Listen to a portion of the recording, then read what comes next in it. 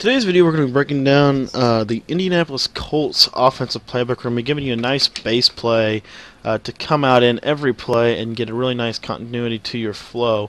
What we're talking about this week in Indianapolis, we're going to use a kind of a combination of a couple things. First and foremost, the base formation is going to come to us, and it's our actual three-headed rushing attack. And so what we're going to do, instead of breaking down the three-headed rushing attack, because that's our base, we're going to break down a little X-Factor play for you from the Colts playbook, and we're just going to show you this. We'll just come out in our nickel package, because that's what you'll probably face, and we'll come out in a cover 4 so we can show you all the coverages. But the base play from this Y trips halfback week, and what I want to do is I just want to break down a passing play. Now the Y trips is our base formation. It's also our three-headed rushing attack.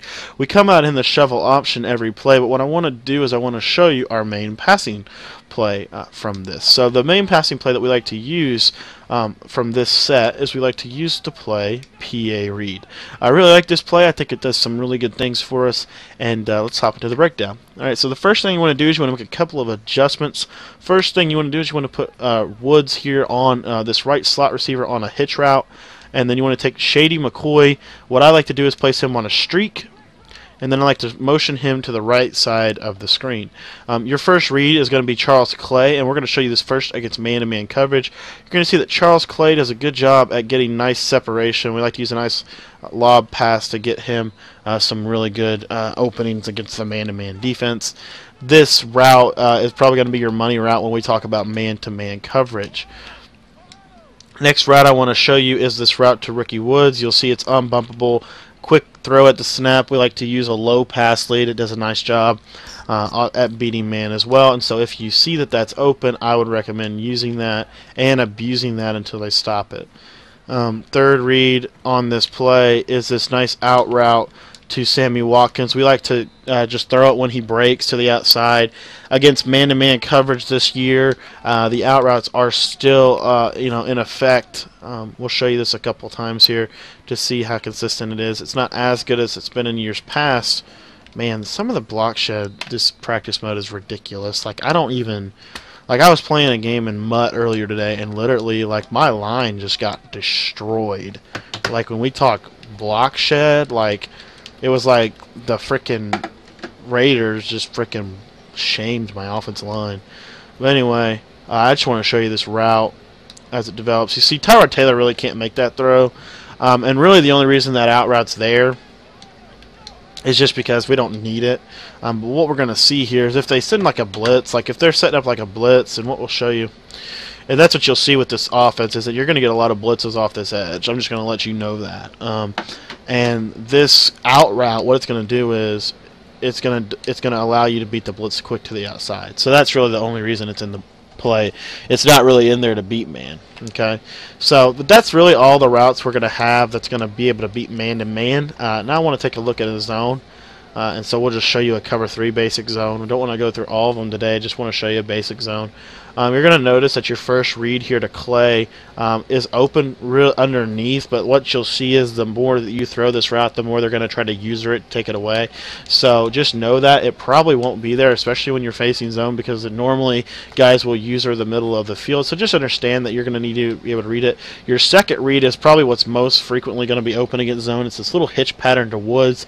Now if they're usering over there, obviously it's important to notice their user control is over there, and so then I would recommend going like the Charles Clay, or waiting till hit your third read on this route, which is this running back route. Now as you see here against the cover 3, it's not really an option, but what's going to happen is the more they user, they're going to start to user control and try to user defend Robert Woods' route, and what you're going to be able to do is you're going to be able to hit LaShawn Shady McCoy up the seam there.